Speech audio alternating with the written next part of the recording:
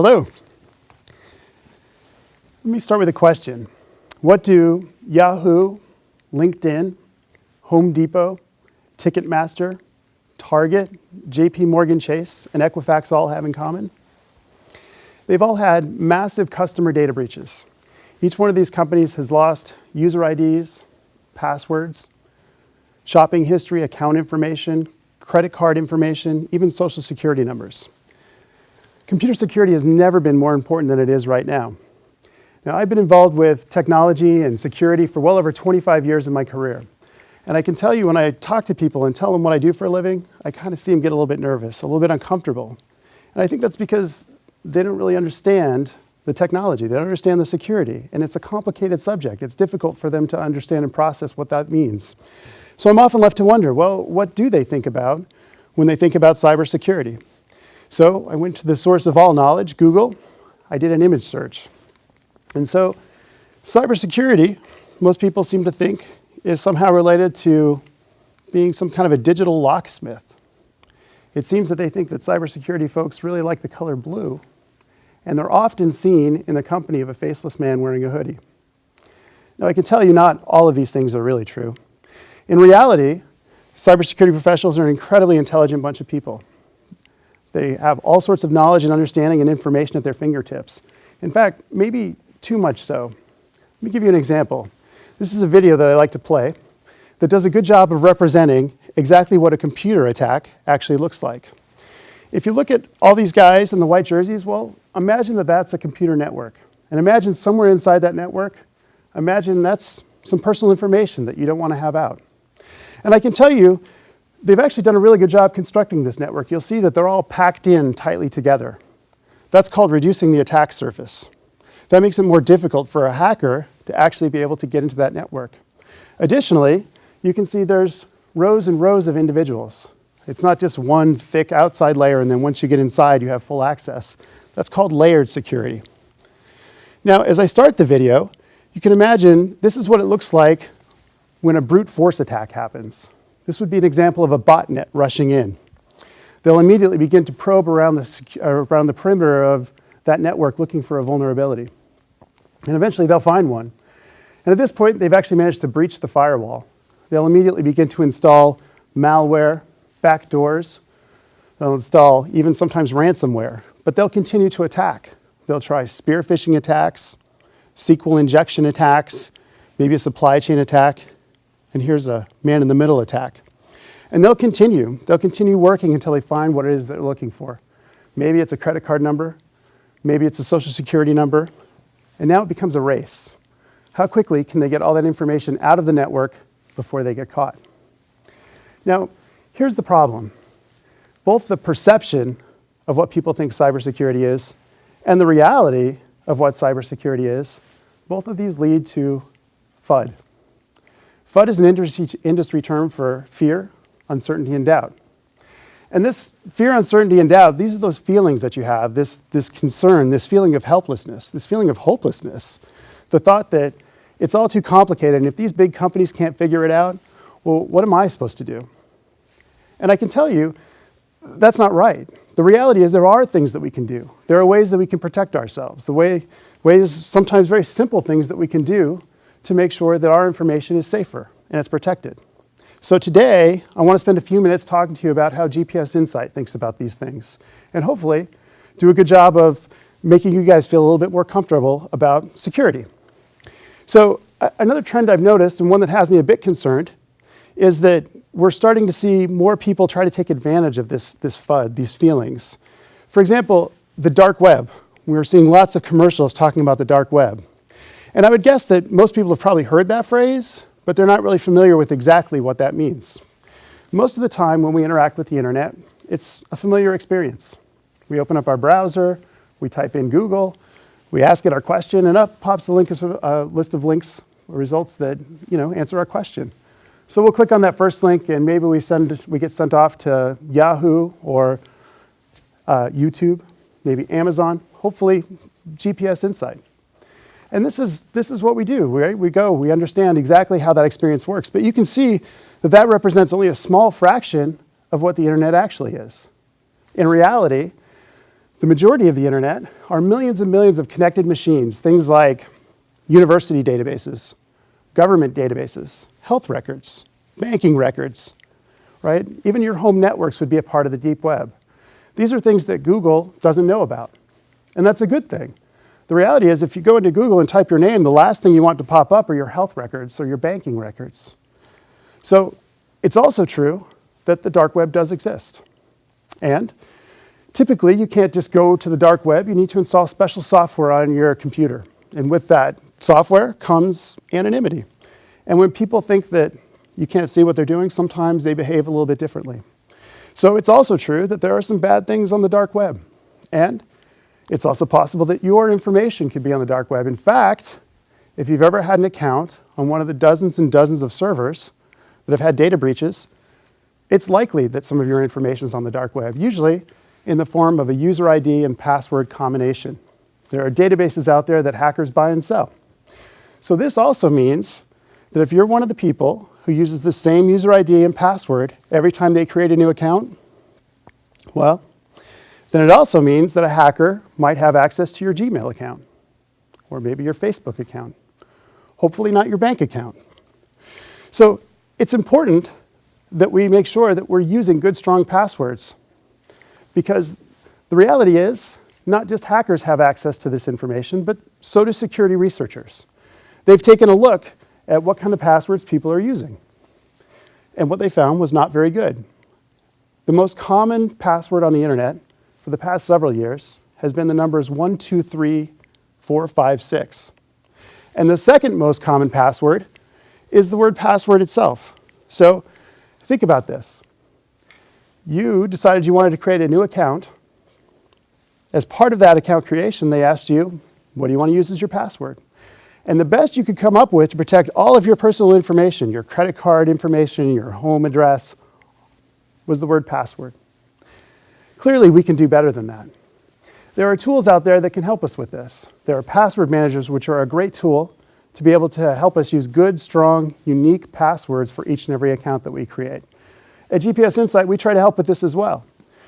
We allow the ability to create custom password complexity rules for each and every account. In addition, we offer the ability to use two-factor authentication. When we authenticate to a computer, we're trying to prove to the computer that we are who we say we are. We can do this in one of three ways: something we know, something we are, or something we have. In the case of something we know, it's usually a password. We should know the password. Nobody else should know the password. In the case of something we are, well, we're seeing this more and more commonly with our telephones. We can use our fingerprint or our face to actually authenticate or prove to that device that we are who we say we are. The third way, something we have, again, this is typically a telephone these days. What we can do is we can send a special code to that device, that telephone. We can send either an SMS text message, or you can use any one of dozens of free authenticator applications. And how it will work is, the first factor, you'll log into the site just like you always do, using your password. But then we'll prompt you for a second factor, which is the special code. That means that your account will be protected even if somebody steals your password, because they can't actually get into the account unless they have that second device, in this case, your telephone. Now, another thing we've spent a lot of time thinking about lately is automobile security and automobile hacking. The reality is, we can give you all sorts of wonderful information about all of your fleets. We can tell you exactly where every vehicle is located, how fast it's moving, which direction it's heading. We can even tell you how aggressively your drivers are driving. We can do this because we have a physical device inside of every vehicle that communicates back across the wireless network over to GPS Insight servers. There, we can take all that information, compile it, and present it to you back in our portal, the experience that you're familiar with. And today's vehicles are truly amazing. We can give you all sorts of diagnostic information about when to have maintenance on vehicles, things that you're familiar with and use. And in part, that's because today's vehicles are really rolling computers. In your average luxury vehicle, there are well over 100 million lines of computer code running inside of it.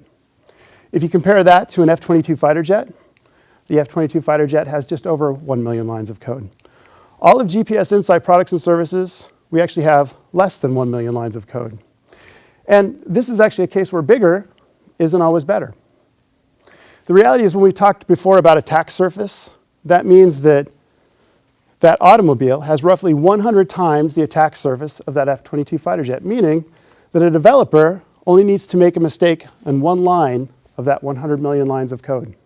That might give a hacker access to information that he shouldn't have, or a foothold in that system where he shouldn't be. And the last thing we want you to be worrying about as your cars are driving 50 miles an hour down the highway are hackers or somebody inside that vehicle. So it's very important that we make sure that we're considering and thinking about the security of each one of these devices. And we do. We do that in a couple of different ways. First, we make sure to protect the firmware. We're all familiar with hardware. Again, hardware is the actual physical device, right? This is hardware. And when we're tapping on the screens of our phone, we're interacting with the software. And firmware is actually what sits in between those two. Firmware is what allows the hardware to communicate with the software. And hackers, they love firmware because it gives them an easy opportunity to attack either side of that equation. So it's very important that we make sure that we're protecting that firmware. In our case, we use cryptographic tools to make sure that we're the only ones who can make changes or updates. If you don't have the proper keys, there's no way you can actually interact with that firmware. And it's important, though, that we are able to interact with that firmware. Because the reality is we want to make sure that if ever there is a vulnerability discovered, that we have the ability to patch that device and make sure that they will remain safe. Another thing that we think about is actually moving the data from the device back to GPS INSIGHT. And we do this using encryption. Now, encryption is pretty complicated stuff. But at the end of the day, you can think of it as a really, really hard math problem. If you imagine if I gave you a 100-digit number and asked you to multiply that times another 100-digit number, what you would have was a really big number. In fact, this is what a 1,000-digit number looks like.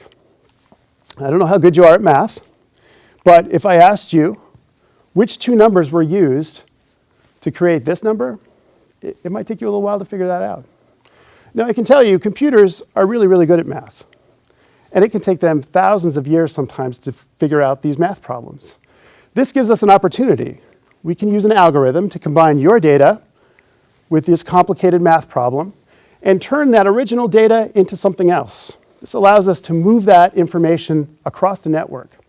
Once it gets to GPS INSIGHT, well, we know what those two numbers are. We can decrypt that data and turn it back into what it was previously. But if somebody were to intercept it along the way, it wouldn't do them any good unless they had the ability, those numbers, to actually decrypt it. This means that we can be confident that your information is being transferred safely back to GPS INSIGHT. Now, just as we think it's important to make sure that we take care of our devices, we think it's very important to make sure that we've taken care of our web and mobile platforms as well. So much so that we've actually invited auditors in to take a look at our information systems. When auditors look at an information system, they look at it across a couple of different ways. First, confidentiality. Confidentiality means that you've shared something with us in confidence, something that you don't want everybody else to know. If I tell you a secret in confidence, I expect that you're not going to share it with anybody. Well, you've shared things like license plate numbers, VIN numbers, things that you don't want out there in the general public. It's our responsibility to make sure that they remain confidential.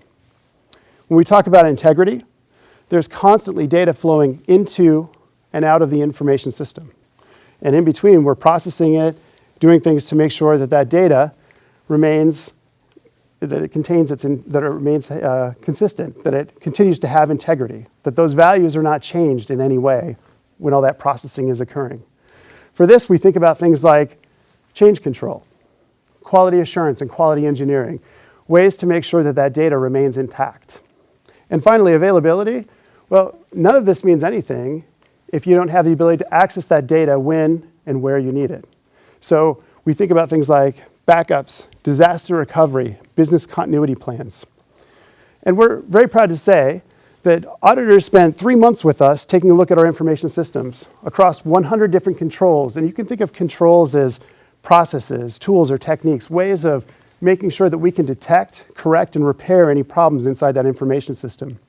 And we achieved a SOC 2 certification. SOC stands for Service Organization Controls. And we're a service organization providing you a service, and we need to make sure that we have the proper controls in place. This is a standard that was put in place by the American Institute of Certified Public Accountants. And this requires us to have over 100 different controls pertaining to confidentiality information, or integrity rather, and availability.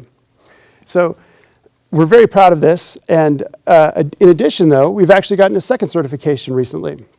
This is called a FedRAMP Ready standard. Now, FedRAMP was put in place by our federal government. They wanted to make sure that there was a standard for information processing for all of our federal entities. So the big three-letter agencies that you might be familiar with. They wanted to make sure that that information was being maintained securely. Now, we actually achieved a FedRAMP Ready standard, which means that we have well over 300 controls in place. And this is a very rigorous certification. In fact, we're one of only 200 organizations in the entire world who have received any kind of FedRAMP designation. So we're very, very proud of that. In fact, when we think about security at GPS Insight, we want to make sure that we've adopted a culture of security, meaning not just our developers, not just our IT people, but we want the whole company thinking about security and understanding what the implications might be if we have a security issue. Let me give you an example. Recently, we had one of our accountants receive an email. It simply said, "Hey, Barbara, let me know if you're at your desk. I have some information I need help processing. Thanks, Robert Donat." Now, you should know, Rob Donat is our CEO. And of course, Barbara wanted to help Rob. She wanted to immediately look at it. But she looked at that email and noticed that something was a little bit off. She looked on the from line and noticed that it said mgt777@lycos.com. Now, she was thinking maybe that's not quite right. That doesn't seem like an email address that Rob would be doing business from. So rather than replying to that email, she actually took that email and forwarded it to the real Rob. She copied me. She just said, "Hey, Rob, here's what I got." She included the original email. And then I liked that she added, "Maybe Gary's sending test emails again." Because, yeah, that's something I do from time to time. And the reason I do it is for exactly this situation. The reality is the weakest link in any information system is its users, right? And this is for a good reason. Users, they want to help other people, right? They're curious, and they're a little bit trusting. And hackers have figured out that that's an easy way to take advantage of people. They call this social engineering. Now, I got to thinking, I wondered what would have happened if Barbara had sent that email off to the fake Rob instead of the real Rob. And because I too am a user and kind of curious, I took it upon myself to find out. I actually sent a quick email off, and I said, "Hey, Rob, Barbara was busy. What did you need help with?" And within a few minutes, I got a reply back. It said, "Please wire $37,000, $37,950.30 to the Bank of America in Gardena, California, to the attention of Brendalette Reynes." That's how quickly it can happen. So I thought to myself, I don't know if I'm quite ready to wire that money off yet. Maybe I've got a couple questions. So I said, "Hey, is this Rob? What's this payment for?" Because you might have noticed the name changed. Now, instead of sending it to Rob, we're talking with David Johnston. David answered quickly. He said, "It's for consulting services." David, apparently a man of few words. I said, "Gotcha, that's great. Here's the thing." I said, "Maybe we need to get a little bit more information.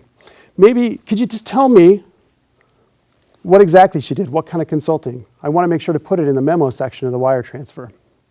Now, I've sent a few wire transfers in my life. I'm not really sure if there is a memo section, but it didn't stop David. He said, "Go ahead and put professional services in the memo." I said, "Great, that's fantastic. I will do that for you, David. Will do. By the way, I notice this email is now coming from David Johnston. Should I worry about that?" No, David told me not to worry about that. Thanks. So I said, "David, Rob, the bank called. They really want me to make sure that this is Rob. Can I call you?" And again, David replied, "No, I'm in a meeting." At this point, I thought I had better things to do with my day, and I hope that David did as well. But we want to make sure that we understand that much like this ping pong match, that hackers are going to continue to be creative. They're going to continue to be clever. And it's our responsibility to make sure that we've got answers, that we've got solutions, right? They're going to come at us with every angle they can think of. And we need to make sure that we've got a way to beat that back. We understand that you're busy, that you're managing your fleets, you're running your businesses, and you don't have time to be computer security experts. But we have to be. As your trusted partner in this, it's our responsibility to make sure that we're providing those solutions and finding those answers for you. Thank you very much.